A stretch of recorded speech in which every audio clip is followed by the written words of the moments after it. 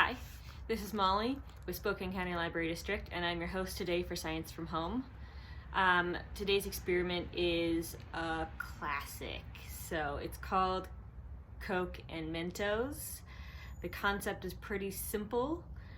You pour Mentos into Coke and you see what happens. So let's get started. The first one I'm going to try is regular Coca-Cola.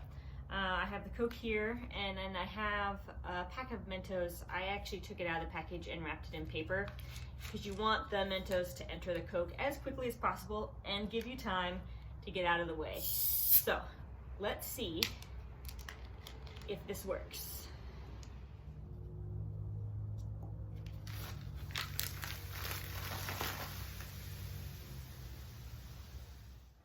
For this experiment to work properly, you want to be able to get the Mentos into the Coke as quickly as possible.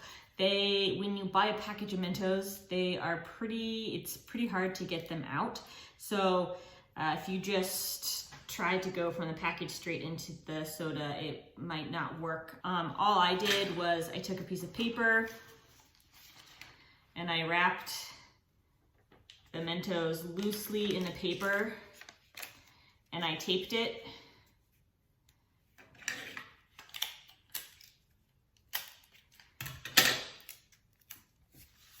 And then I took the Mentos out of the package and put the individual Mentos into this tube that I made. And I just sort of like folded the bottom so they wouldn't come out the end. So just put them in. And this way they were able to fall out really easily when I did the experiment.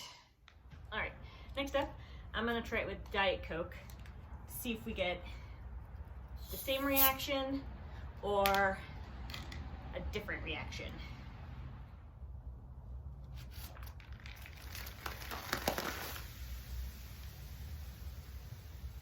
Wow, that was awesome. What's crazy about this experiment is that even though it's been around for a while, it took scientists almost 10 years to figure out how it works. And even now, what they think is happening is still just a best guess. It's a working hypothesis. So what do they think is happening? It's a process called nucleation. Soda is packed with lots of carbon dioxide in gas form, which is what gives pop its fizz and that sound you hear when you open the bottle. The carbon dioxide wants out of the bottle, and it finds a way to do that through the surface of the Mento. So Mentos look smooth, but they aren't. The surface of the Mento actually it's pockmarked. It kind of looks like the surface of the moon. There are all these little divots everywhere. And each divot on the surface of the Mento is a place where carbon dioxide gas can form into a bubble. So when I dump the Mentos in, the carbon dioxide swarms the Mentos, and more bubbles form so quickly on the surface that they shoot out of the bottle. And they take the liquid with it. And it helps that the Mentos, when I drop it in, sink all the way to the bottom. So they are pretty much interacting with all of the carbon dioxide in the soda. I originally picked this experiment because I thought it'd be a fun explosion and that it'd be another great example of a chemical reaction. We've done a couple of those in previous editions of Science from Home. But it wasn't until I started researching the science behind this experiment more that I learned it's not a chemical reaction that's occurring, it's a physical reaction. And aside from being fun, there are not many simple ways to connect the importance of nucleation to our everyday life.